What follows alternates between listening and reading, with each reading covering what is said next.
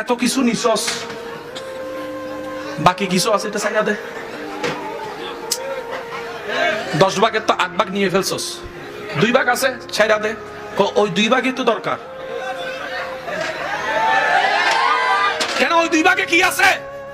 ওই 2 ভাগের মধ্যে মসজিদ আকসা আছে, বাইতুল মুকাদ্দাস আছে। যুবকরা মনে রাখবেন, বাইতুল মুকাদ্দাস সেই মসজিদ যে মসজিদের সাথে আমাদের নবী রাহমাতুল লিল আলামিনের সম্পর্ক আছে, মুসা নবীর সম্পর্ক আছে, ঈসা নবীর সম্পর্ক আছে। তারা বলে যেটা আমরা ছাড়বো, কিন্তু মামুর বেটারা জানে না, এটা জীবনেও হয়তো না। আরো জোরে বলেন না। আমার ডান পাশে খতিবে মুকাররম বসে আছেন, হুজুরকে জিজ্ঞেস করেন আল্লাহ ঈসা নবীকে আসমানে তুলেছেন কোন দিক দিয়ে?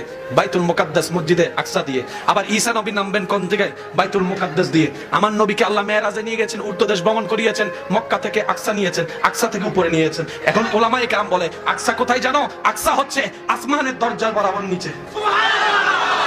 সেজন্য টার্গেট আকসা বলে না, টার্গেট। আমার যুবক ভাইরা অনেক সময় এই আকসা মসজিদের ছবির মধ্যে একটা সোনালী গম্বুজওয়ালা মসজিদ দেখছেন নি? যুবকরা বাস দেন না, আকসাতে সোনালী গম্বুজ, এটা কিন্তু মূলত আসল আকসা। এর পিছনে পাশে একটা আসল আকসা আছে। Main target